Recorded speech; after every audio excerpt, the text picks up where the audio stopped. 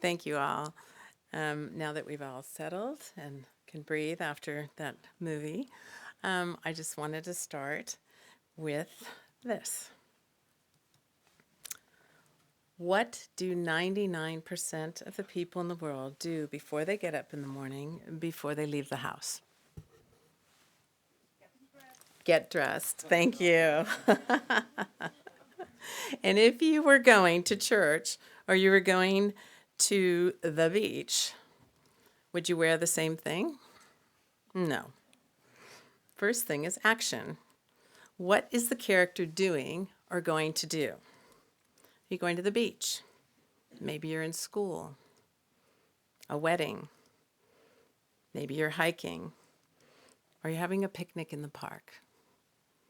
Now, if you had endless funds and you were on a tight budget, would that influence your closet? Well, of course it would, because economics. Were you wealthy? Are you impoverished? Are you middle class? Maybe nouveau riche? Or even unhoused and homeless? Now, if you lived in the mountains of Peru, or you lived in the Greek Isles, would there be any difference in your everyday ensembles? Most likely, because your location also influences what you wear. Do you live in Texas?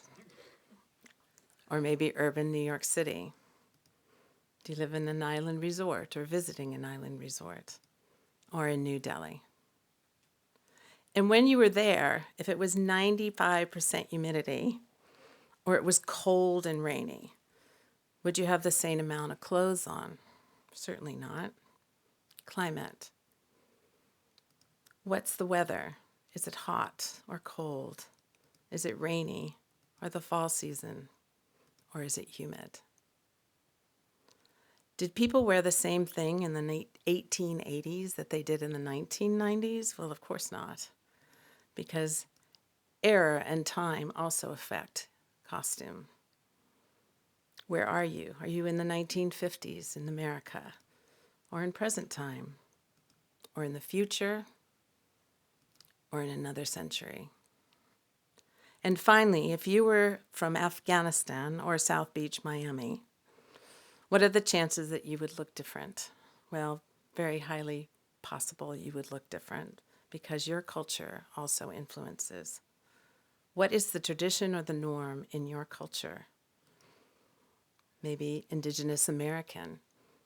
You're not wearing a feather headdress, but contemporary, you might be influenced by your culture. Indigenous American as well as East Indian. Amish or suburban, or if you're from Jamaica. Before I can even begin to think of a costume, I need to answer these questions. The answers to these questions are the roadmap to a character and therefore the path to what they will wear on screen. Costume design is the art of telling a story through clothes. Before characters says a word, what they wear gives you the first clue about who they are. It's a little bit like meeting someone for the first time. What are they wearing? What are their hints? Are they serious or daring, playful or expensive, or maybe even mysterious? Mysterious is what costume design was to me as a young girl. Let me tell you a little bit about my beginnings. Actually, I grew up in Hollywood. I was born and raised in Hollywood, the youngest of 5, the only girl. I grew up in Hollywood, but I was no Nepo baby. My father was an engineer, and my mother stayed home raising us. My mother was also a very talented seamstress. And so as her only daughter, she brought me into her world.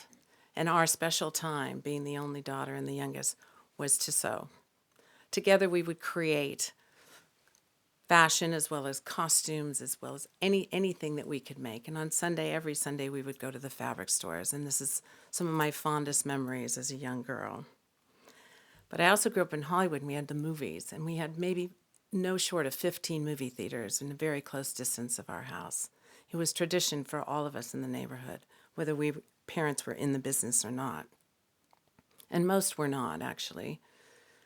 We would go to the movies. Every Christmas movie, there was always the opening day. We didn't have streaming, and we didn't have all these abilities to see films in all these different ways then. It was like opening day. It was so exciting. So it was always about the movies. So combining that along with my love of creating, I wanted to be a costume designer. I didn't know what that meant. I didn't know how to go about it. I didn't know anyone that did it. But I loved a good story. I loved a good movie. And I loved to create. I was always around pins and pattern paper and sewing machines. And to see that cloth, that simple piece of cloth, turn into something, that transition was miraculous to me. And today it is still my happy place. So by the time I was 15, I wanted to be a costume designer, and I didn't know exactly how to do it. I was always planning to go to New York at some point, always knowing that New York was the hub of all fashion and costume and arts in general at the time, and still is. So after 2 years of studying studio art in Santa Barbara in California at UCSB, I headed off to New York and went to Parsons School of Design. I didn't know you could study costume. There really wasn't any costume design programs in the United States, except in theater. Now, I knew nothing of theater. I was from Los Angeles. We never went to the theater. I never went to the theater until I went to New York. So I said, fashion is period costume. So I went to fashion school, which actually worked out for me because I feel that I learned to design everything. I learned to design clothes. There's a big difference between fashion and costume, though. Very big difference. Fashion, you're designing for a customer, and costume, you're designing for a character. There's an infinite iterations of costumes you can do for each character. You're also designing for real bodies. You're designing for actors, tall, short, skinny, heavy, black, brown, whatever. So it was a big learning curve. There was a big learning curve and transition into the world of costume. I spent those first 2 years assisting great designers, first 2 years out of college, assisting great designers in New York, Ann Roth, Santa LaQuasto, Jane Greenwood. Jane Greenwood happened to have been the professor at Yale Drama for costume. I worked with her for over a year. So every Wednesday afternoon, she used to get on the train and go to New Haven to teach her class at Yale. And the other 4.5 days a week, she paid me $8.50 to have her as my personal teacher. So I always feel like I got a very cheap and unorthodox master's degree from Yale. So that's where it all started. I'd like to share with you today my process and give you a better understanding of the contributions of the costume designer's role in shaping the narrative. It all begins with what's on the page. My initial clues come from reading the script as well as reading between the lines. The dialogue is just as important as the descriptions in the scene. Clues are everywhere. This is where I start to understand who the characters are and what their journey will look like. By paying attention to even the smallest details, I can begin to build the characters and visualize how I will support the performances through costume. Every script holds subtle clues, whispering its secrets through character and story. Here are a few opening scenes from episode 2 of Bass Reeves. The episode starts in the 1870s regarding an African American family post-slavery, culture, error. Struggling farmers, economics. On a prairie in Arkansas, location. On a wind-blown night, climate. And here is the action. We start with Jenny getting out of bed. She gets up. I'm starting to look at the notes, explain her belly, her pregnant belly. Okay, I need to support that. I need to make sure the audience knows at the first scene of her, without a word, there's no words, no dialogue till the very end of this, that she is 9 months pregnant. She slips on a robe, glares at her husband, looks at her husband next to her, broad shoulders. I need to base my costume for, oh, see, we did do it. There it goes. It did go out. That goes so quickly. I didn't think that would happen. I think we're good. Are we good? I'll just keep touching it. I'll just keep touching it. It'll be a good, like, nervous, thing to take care of. Anyway, she says she puts on a robe. She's got a robe. She heads out. She heads across, sees the children all asleep, obviously, in pajamas. She's heading downstairs for some water. She hears something. She's got to go. She's headed out. She grabs a gun. We've now got a wind-blown night. I want to make sure that robe billows. I can picture it as I'm reading it the first time, this beautiful robe catching the wind. She's also an African-American actress, so I have to remember that at night and during any night shooting, the light is important. As Wynn had spoken earlier this morning, we're always there to support all the other departments, and always thinking, even from the very inception of reading a script, how do I support that? If I put her in a white nightgown out there on the prairie, that's going to be a nightmare to light, and it's not going to be focusing on her and the action. It's going to blow out. So these are the things that we need to do. So she's got her robe on, but she's heading out, and I go, oh my gosh, that terrain. I know that. I've seen the location pictures. It's just, well, actually, I haven't seen the location pictures at this point, but I do know it's out on the prairie, and the terrain is going to be rough. I've got to get some shoes on her. But that's something she'd do. That's something she'd do anyway. So we've got to get some boots. So we get the boots, and she's got to, these are just constantly thinking. She gets out there, she shoots the wolf. Oh, what happens when you shoot an animal? Blood flies. So I'm probably going to need multiples of those clothes to make sure that we can start from the beginning again. Her husband hears the shot. He runs out the door. Again, I'm dealing with a man. He was just in bed. How am I going to get him out there? What's he going to be wearing? His long johns, probably. Anyway, these are the things. This is the way we break down every single scene. And for you writers out there, we're paying attention. So nothing goes unseen on a script.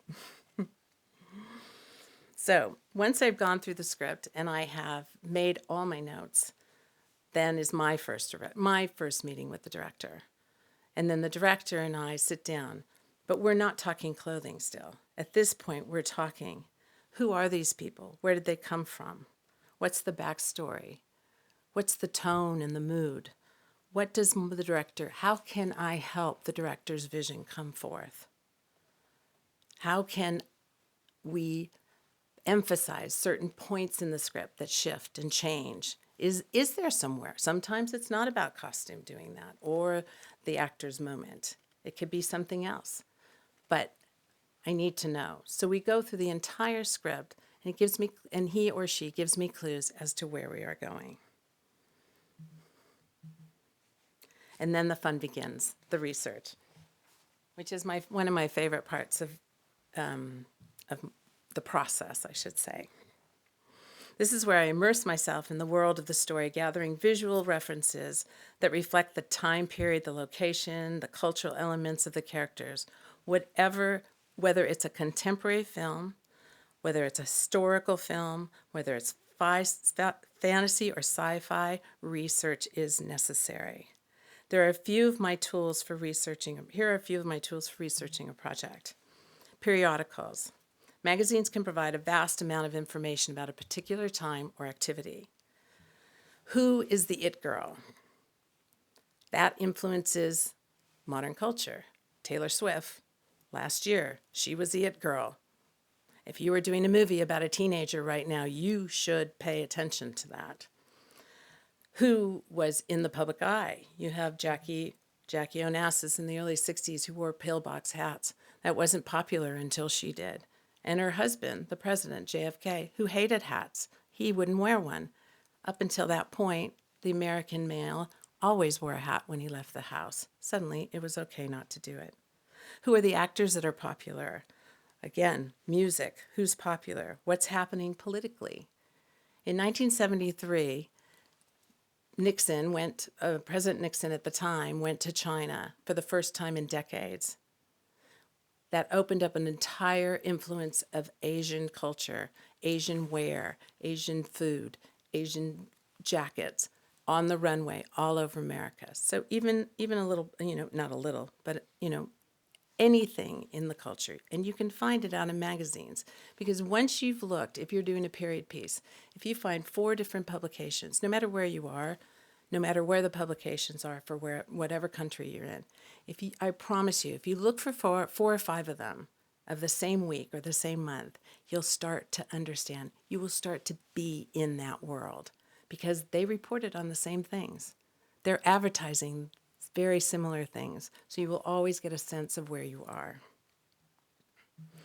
I also don't underestimate the love of books. Not all books are digitized. Fashion, photography, embroidery, textile design, particularly for my field. They're a wonderful source of research. So many still not digitized, and therefore the wealth of contextual knowledge. And I also have the internet, of course, the fastest and the easiest. But beware, because if you Googled my name, you would get this picture. I did not do that movie. You need to read still. You need to look at what article it came from. You need to dig deeper. Do not take it at face value. This is a very common mistake when you're looking for images. Yes, Alexander Byrne would be upset if she thought that you would think I made that movie. And then there's photographs, just personal photographs. This is a set of personal photographs of a board that I made for On the Basis of Sex, a film that was about our Supreme Court Justice Ruth Bader Ginsburg. It took place in the 50s and then again in the 60s and 70s. We got some personal photos from her family because but there wasn't much published at the time from her as a young girl. So this is useful. It can be your own personal photos. It can be the actors' photos. It can be anything. Libraries also hold a lot of old photos. And then there's museums, big and small. Museums exist not only to preserve art, but to serve the public.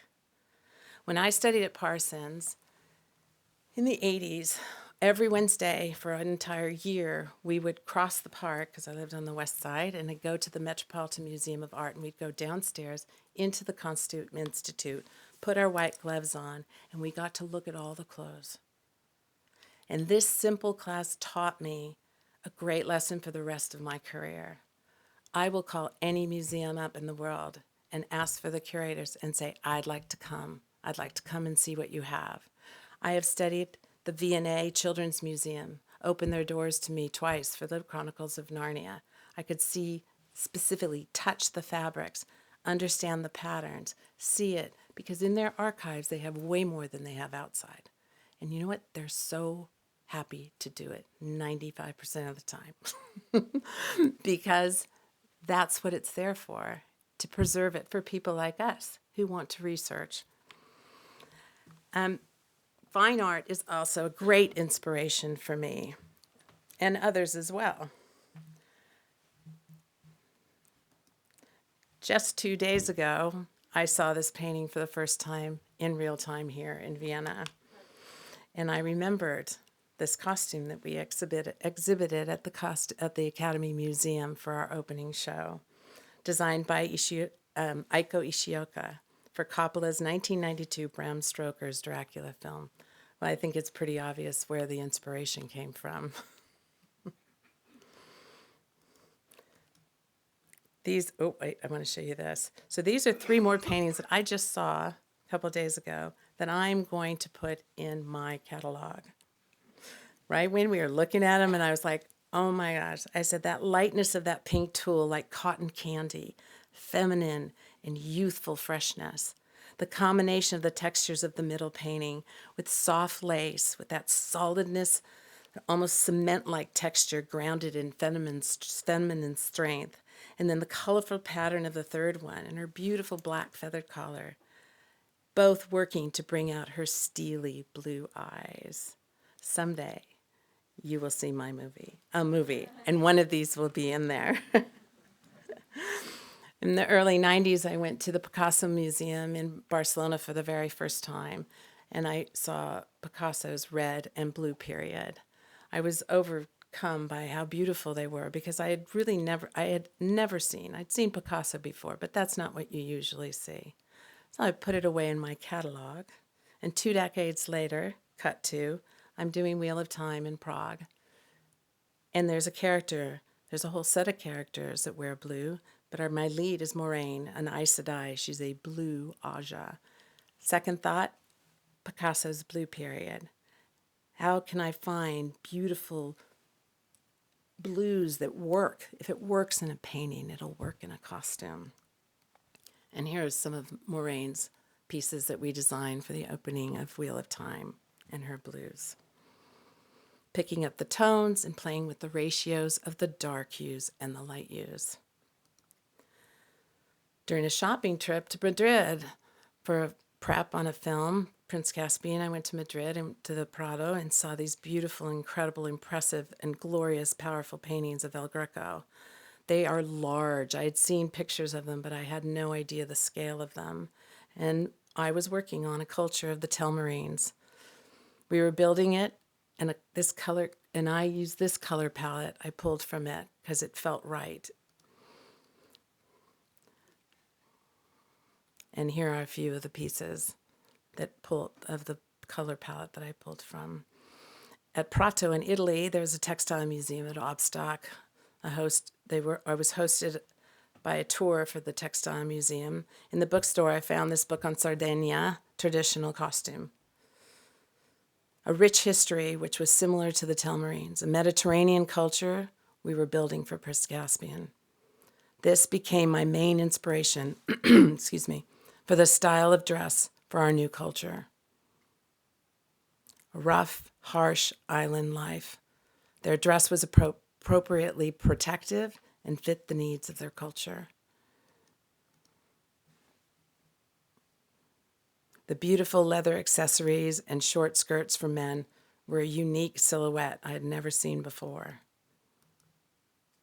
And here is my interpretation of that inspiration.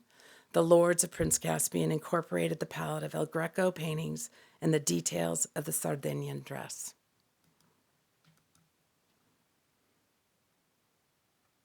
And now that I've done my research, I begin to build my mood boards.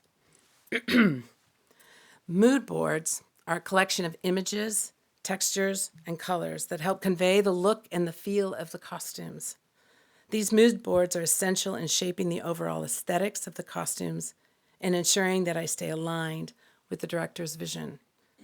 They also serve as a great tool to communicate ideas, not only to my internal team, but more importantly to my production designer, my cinematographer, the director, and the actors, whereas these four are my greatest collaborators. In Bass Reeves, we had a set of characters, Esme and Edwin. They were interchanged and had a relationship in the story. I curated a collection of images of historical figures that embodied the essence and characteristics of the characters I was designing, real people in history.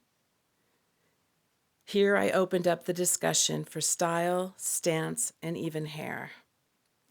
And I'd like to inject something about hair. Hair finishes the silhouette. I am nothing without the hair. Bad hair, unrealistic hair, takes you right out of the story. Sometimes inappropriate, sometimes historically incorrect, whatever, not a good thing. Again, hair finishes the silhouette. I work closely with the hair and makeup designers to make sure that we are all on the same page, helping the actor, not hindering them. On Wheel of Time, we had lots of fun with the hair mood boards. One does not exist without the other. On my period film On the Basis of Sex, again, here are several other mood boards within one character. I can have up to 30 boards per character, depending on how many costume changes they have in the script. The research starts to take hold, more specific and focused on this particular scene. This is where my elements from the beginning of this talk come into play. Action, weather, culture, economics, etc. I combine the research and begin the design and illustration phase. Illustrations, fabric swatches, undergarment details. Early 70s suits and dresses, laying in the shoes and accessories, Ruth at work, early 1970s. At home, casual wear. Her earlier years at school and home. As you can see, there's a combination of real photographs, fashion, and the illustrations we were starting to work on. After creating the mood boards, and the next step is another key meeting with the director. This is where we really begin to define the ideas, aligning the costume with the vision of the characters and the overall tone of the project. I present my boards and design concepts, and we discuss how each character's costume will support their development throughout the story. Once adjusted, I share them with the actors and production designer to further fine-tune the fit, palette, and overall synergy of the designs into the performances and the overall design of the film. It's a collaborative process, with ideas flowing back and forth as we make adjustments to ensure the costumes not only fit the story, but also bring out the nuances of the characters. These conversations are crucial to maintaining a strong visual cohesion throughout the production. I'm going to go through one costume now. It's a fantasy costume, so I don't want you to get crazy.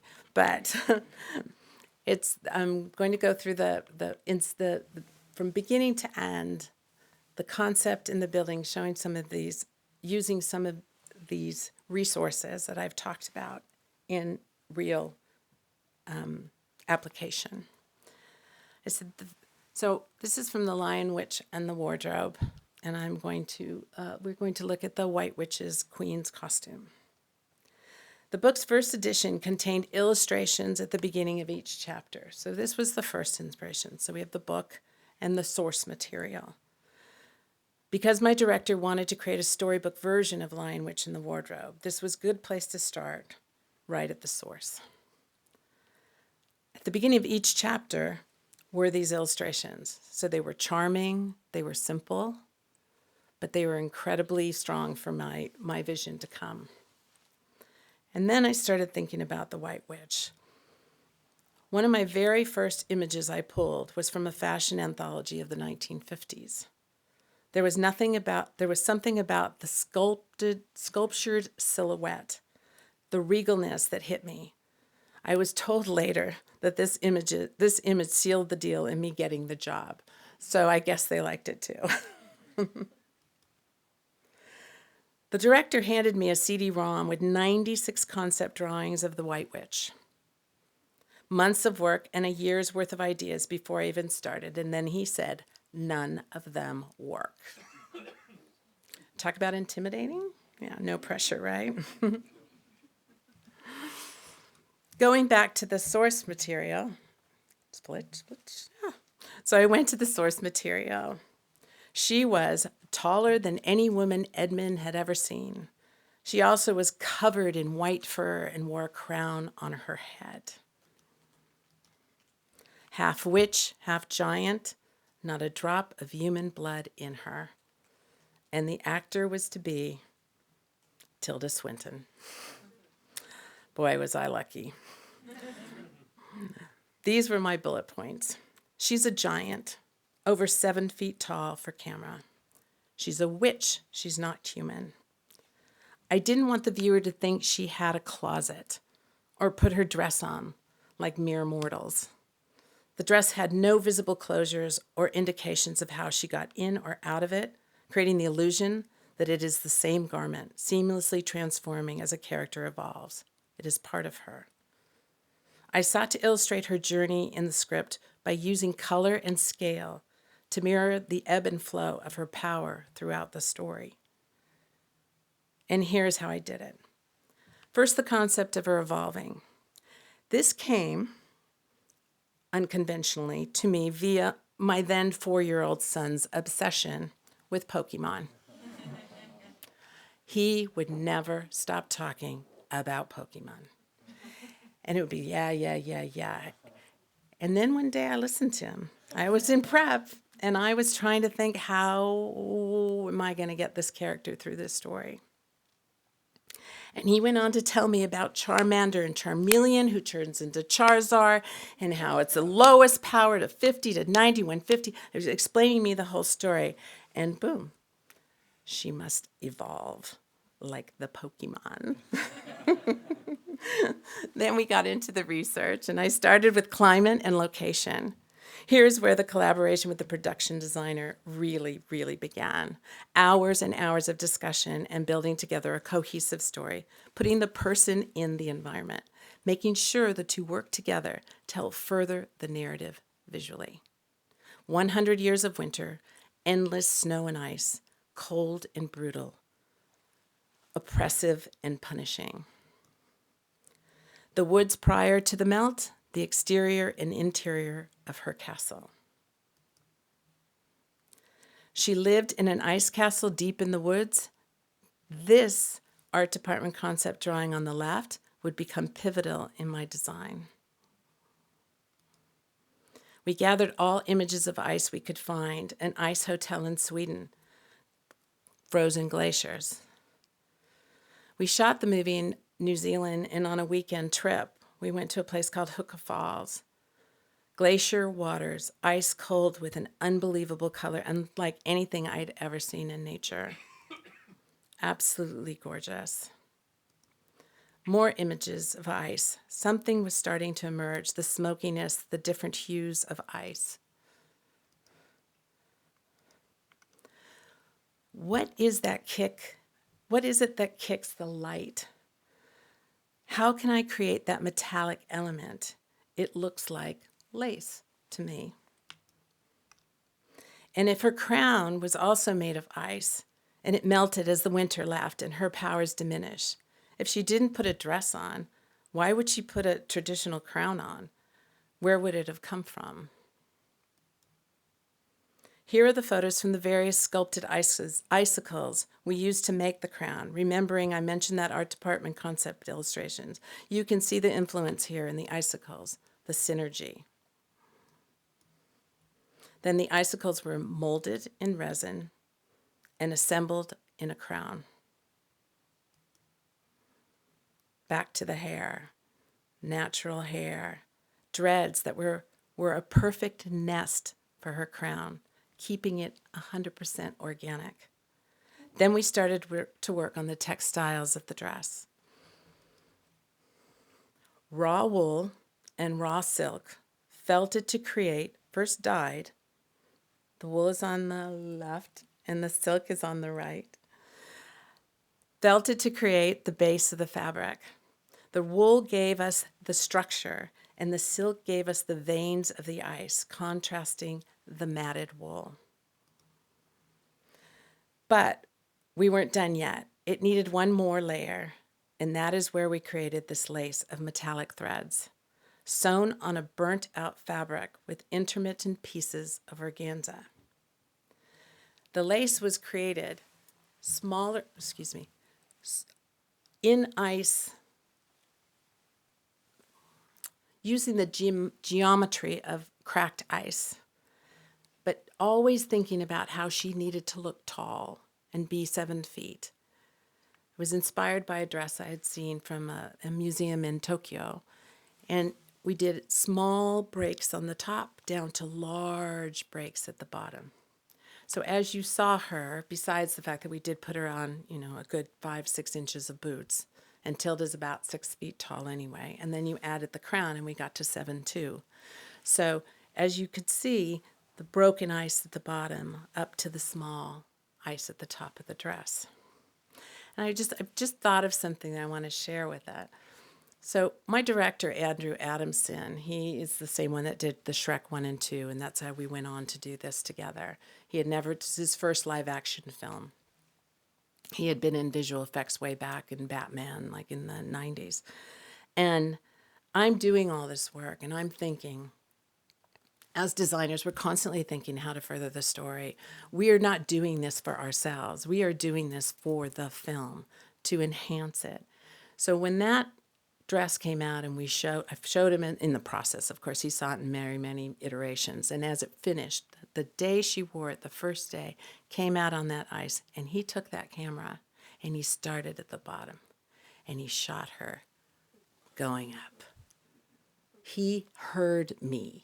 He saw what I was doing and he used it. Subsequently, I've been on movies where I've made amazing things just as connected, and they were never shot. It's a waste. Happens in the art department, happens in ours. Not everything gets on screen. We know that. But when you are working with a designer, I beg you, listen to what they're thinking and use it to your advantage. We're here. That's why we're doing it. So I then created an evolving palette to mimic her power struggles within her story arc. And here is the final piece. We put it all together and we have our story. You can see the color sucked out of her, mimicking her power waning as she loses it in the battle against Aslan and the children. In her last darkest version of the dress, she murders Aslan thinking she has won. And her crown melted in tandem with the warming weather and her loss of control, and the scale of the garment grew and diminished as her control grew and diminished.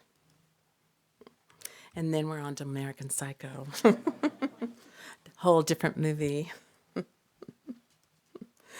My greatest research tool in American Psycho was myself. You see, I'd lived in New York in the mid-'80s. I was a struggling costume designer making no money and very poor and very, very far from the characters in this movie. But I knew them. So it was a time of greed and excess and the clothing as status symbols. Bateman, in his desire to fit in, was dressed in the perfect, quintessential Wall Street broker look. Young and beautiful with way too much money for their ages, these men spent everything on image. American Psycho was actually a low-budget film. We shot it in 1999 in Toronto, again. It was a very popular thing to do then, to shoot in Toronto, and then we'd come back to New York and we would shoot a week in New York and do all the exteriors. So all the exteriors, I wouldn't say all of them, almost all the exteriors, as you saw the World Trade Centers, which always breaks my heart when I see that, were shot in New York at the end of the show. But it was a low-budget film, and earlier on, somebody asked a question of like, oh, low budget, these are big budget films and you have all the resources in the world. Well, that's not true. We've shot low budget too and something like this, and you have to be resourceful. You just have to figure it out. We ended up using an Italian company that the producer made friends with, and we made work with Cerruti, which is a very famous company out of France, But I didn't leave it at that. I'm like, oh, Truruti's going to give us costumes. No, they're not going to give us costumes. I called them up and I said, do you have archival patterns of 1986? So they made me costumes from their archives, beautiful suits for all the men, and a few of the jackets for the girls. And then I needed extras. I had tons of extras, as you saw. And I remembered a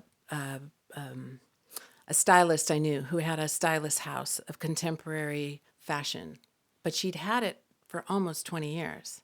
And now it's 1999. I go to visit her and I said, where's your stuff from the 80s? She goes, oh, in a warehouse in Long Island. I said, if I give you some money, can I rent it? So I got a whole lot of fantastic, very high-end fashion shoes, earrings, jackets, Moschino, Chanel, everything I could want for a very little amount of money. So you can do it. You just have to be resourceful. It was my intention. It was very intentional that the boys all look alike, as it is essential that the mistaken identity drives the plot right to the end. Who's who was who. I felt I was talking to somebody else. Even at the end, he thinks he's talking to somebody else and not even Bateman. So this is very important, that they all looked like clones. Bryce is the only one who I dared to dress a little different because he had the most confidence of all of them. Jean's arch, from office to date, is driven by Bateman and her desire to be part of this world. Thank God her life was saved. And then there's Evelyn. Now, part of the fun I had of making American Psycho was I got to kind of make fun of some of the people I knew from the 80s. So there was a friend of my brother's, her name was Loretta. She was from Staten Island, and she was short. And she was a broker dealing in yen, which in the story, as you know, is like the Japanese were, very, very well established financially in New York at the time. And everyone was like, oh, they're going to take over New York. So she was making a boatload of money. She had a Mercedes, she had the townhouse in Soho, and she had the fur coat. And she was about 5 feet tall. And she had this huge fur coat. Shoulder pads obviously were a thing. Huge fur coat. It just ate her up. It just ate her up.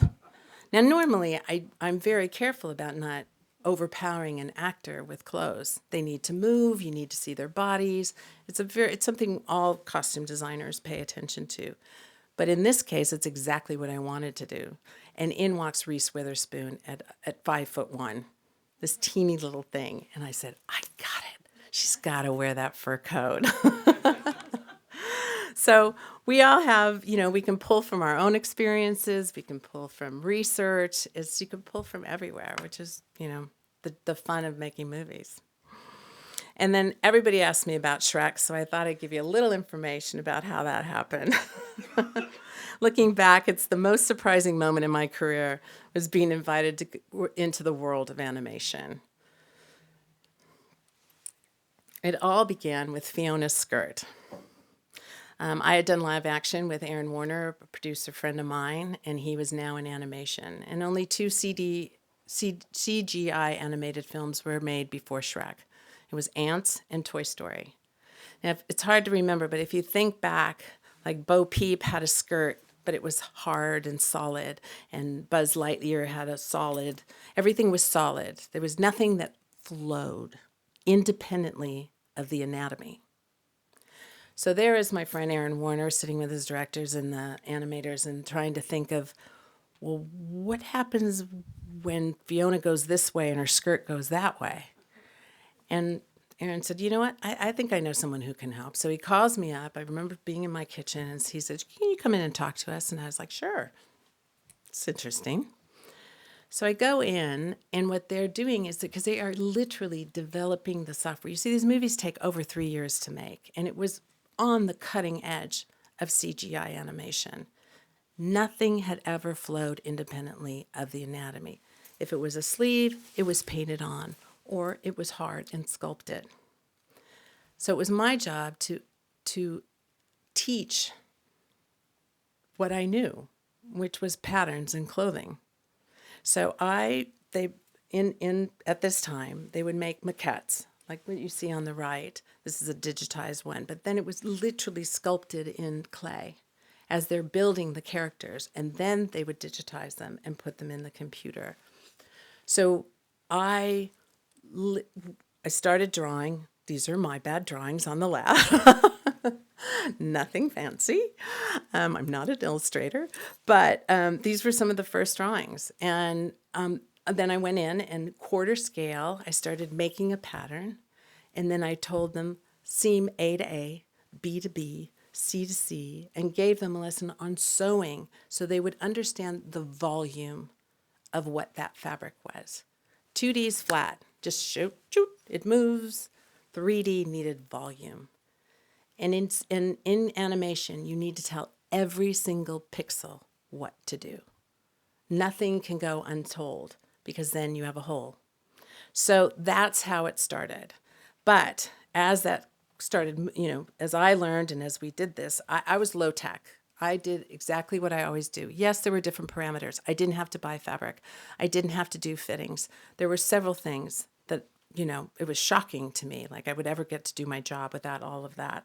But it's kind of nice, I did, after a bad fitting, I remember saying, if I could only do my job without actors. But, then my dream came true. So then they would take it and digitize all of this. And this is what we did. Here you can see the digitization, and I still didn't understand the process. I didn't need to understand the process. So I'm still storytelling and costuming. With Farquaad, there were things like the cape couldn't come over the shoulder because at that time that was an intersection. With her skirt, it couldn't hit the grass. If you ever see Shrek again, you'll see that her skirt's quite short because the minute you get that skirt mixing with the grass, it's an intersection. And an intersection needs hours, hundreds of hours more of animating. So that's where their cost is. Color is not their cost. Fabric's not their cost. Multiplication's not their cost. That's where it is. So with Farquaad, his cape had to come off his back shoulder and not intersect with his arm coming up and down. And these were things I was learning because I didn't know, but we learned together. And then they got used to me being there, which was really great. Then I started feeding them, the jewelry and the patterns, and I started feeding because there was so much more richness they could put into the costumes. And I was there to feed them that, and I ended up designing it the same way I would with a little different parameters.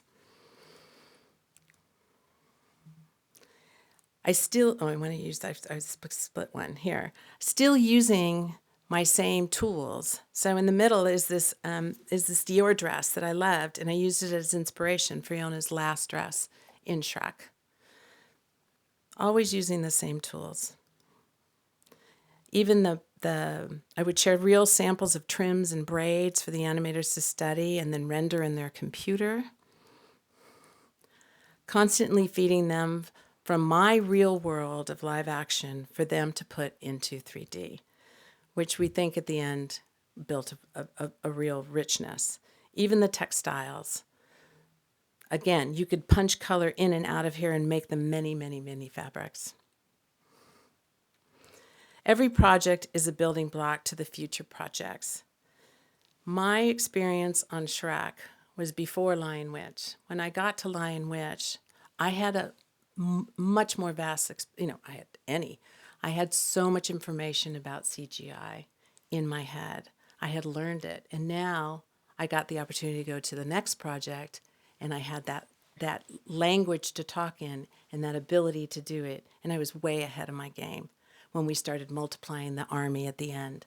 They would say things, we have an army. And I said, how many? And they said, oh, we're going to do 3 ogres and 5, minotaurs. I'm like, no, how many? How many at the end of the day? So at the end of the day, they want 5,000 people in the army. I'm like, okay, I need to give you variety because I'm not going to be the ships in Troy, which look like cookie cutters. So then we start to build an entire Bible this big for post-production, which is the only time I ever got to influence post-production.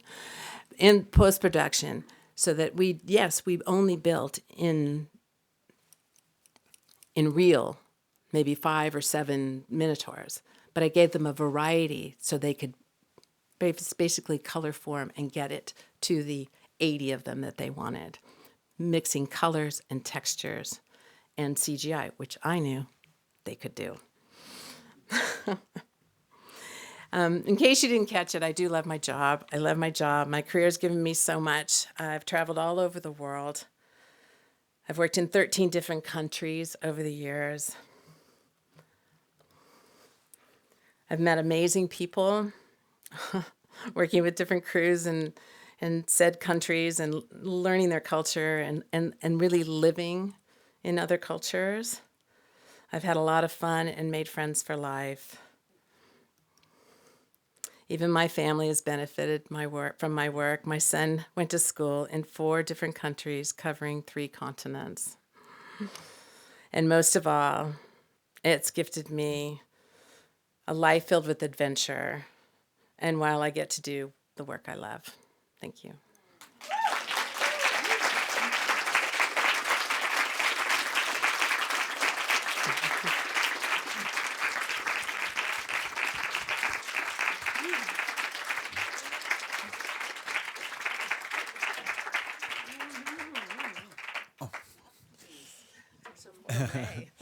Thank you so much for this incredibly,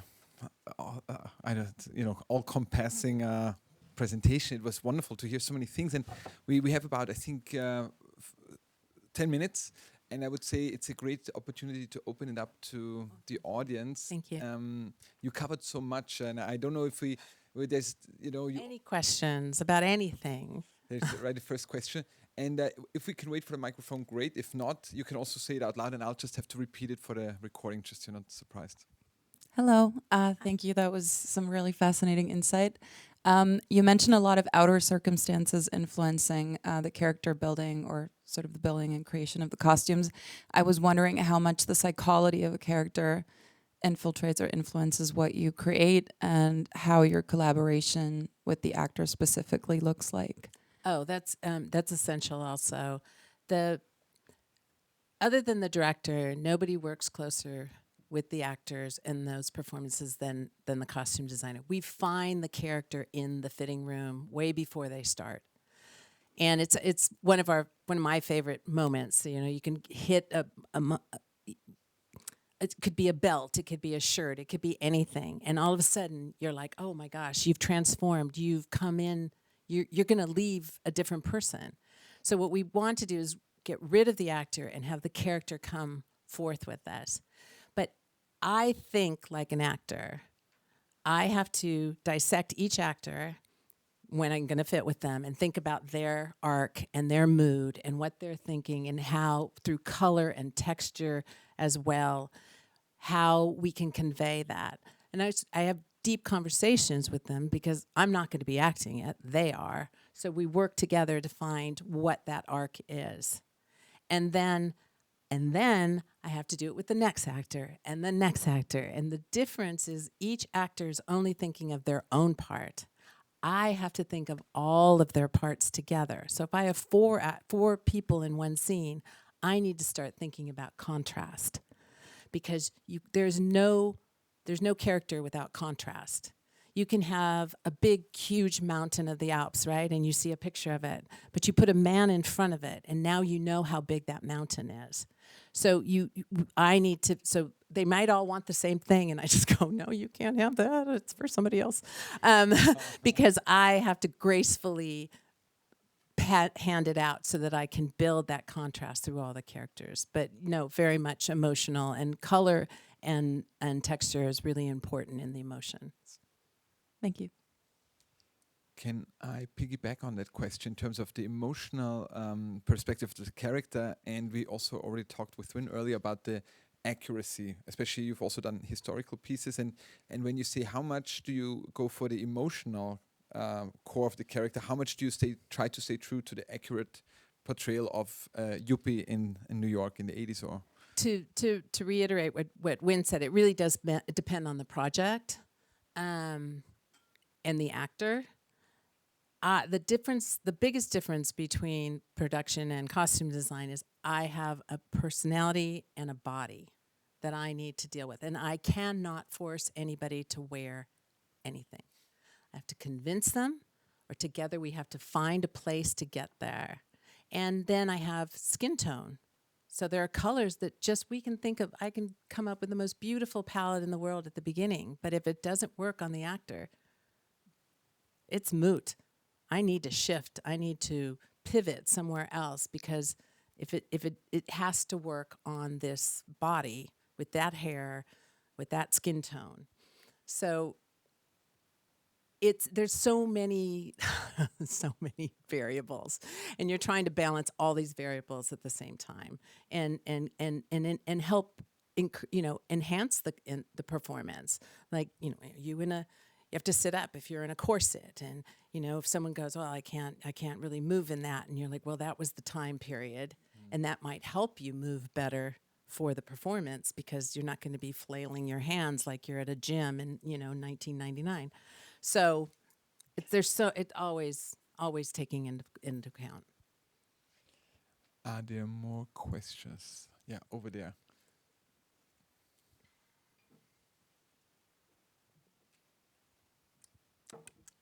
I have a question towards the movies, The Chronicles of Narnia, because the costumes are very specific, and I know they all have their own weapons, so props. So my question is,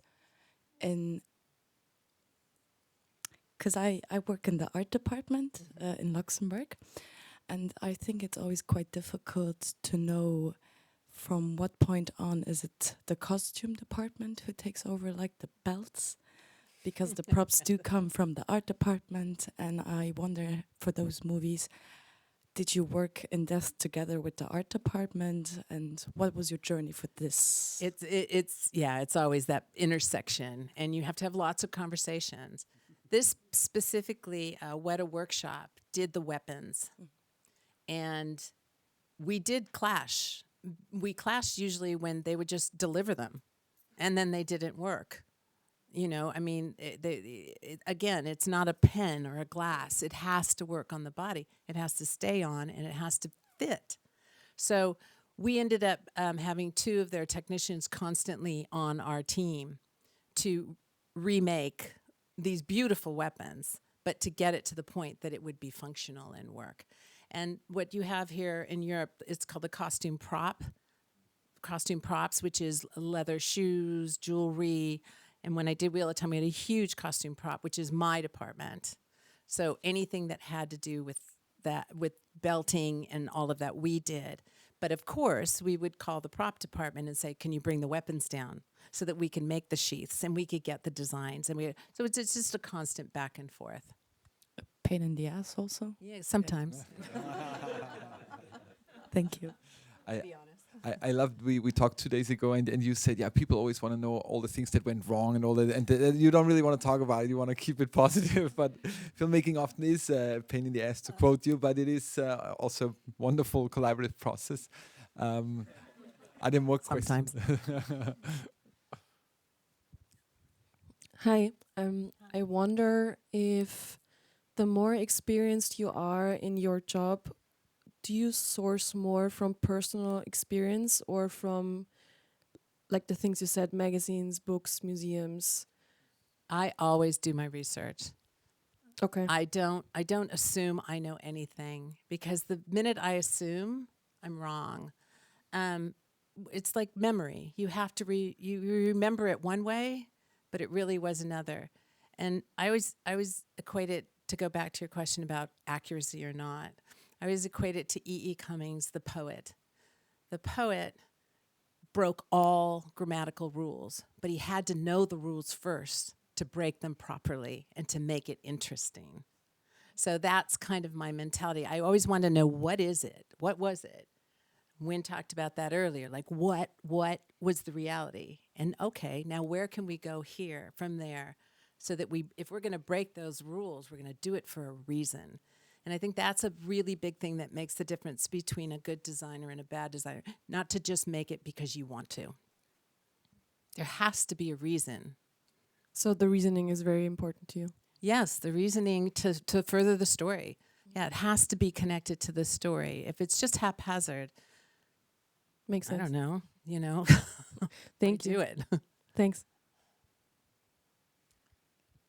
Are there more questions? Oh yeah, Monica is here. Monica's here. Hi, Monica. Hi. I would love to know if you know the budget for the whole production from the very beginning, and do you calculate your budget, or do you get a budget, or is it completely different? Well, usually when I go in to interview for a job, we kind of have an idea They kind of tell me kind of a little idea of what the budget is. You know, we're doing a big budget thing or a small budget thing, or, you know, the production will share that with, you know, my agent or, you know, myself. So you have an idea of what you're setting yourself up for. So I read the script and then I go, I mean, I've read scripts and go, there's not a chance in hell that can be done for this budget. Maybe not by me. Maybe when I was 25 or 30, I was willing to do that. But right now, that's too ambitious. Now, I just did a low-budget film, a remake of On the Hand That Rocks the Cradle. It was completely doable. So now I've got a script that's completely doable. And I'm like, yeah, I'll go on for that budget. So they kind of don't want to give you the number first, Monica, for your costume budget. And then they ask you what it's going to take. And I think that is where experience comes in, that I kind of know what I can do it for. I don't know how, but I get it in my head. I look at how many characters. How many scripted days is always important because that's connected to how many changes many of the characters have. How long a period of time it takes over how many long, you know, how long a period of time it takes over, how many cast members are, and how many extras are you going to have. So kind of, if you have that information, you can kind of guess, but it's a cat and mouse game back and forth. So I just be really honest, and then I pat a little because they're going to bring you down anyway. So, you know, but the more I do it and the more confident I am in knowing my numbers, I'm not going to lie and say I can do it for that when I can't. And I think that that's often respected more so than people understand. And if they're prepared, they'll say, really, you can't do it for that? And I'm like, it on the basis of sex, it was crazy. It was so low when I got there. And that's not that they didn't have nothing. And I just went, I can't do this for you because you're cutting my legs off. If you want it just to be a hack job, you can find somebody else to do it. And they're like, no. I said, because I'm just being honest. It doesn't help you to lie about it. So it is always a cat and mouse game. Do we have more questions? Otherwise, I would also really would love to ask you, Isis, because we have a lot of film students from the Film Academy here. What do you think is for them, whether they study directing, producing, cinematography, editing, what do you think is important for them to know about costume design and about the collaborative aspect? Because I think this is something I used to study here a long time ago, and I knew so little about it. Also, production design the same, and then I think a lot of this has changed, but I think there's still a lot of work to be done, and I'm curious how you feel about it. Well, I think that you need to understand that we are your partners to help you further the story visually and also help the actors find their characters. I'm a great supporter of my director. And if the director says, you know, I found this actor and he was amazing, but oh my God, he just looks nothing like the part.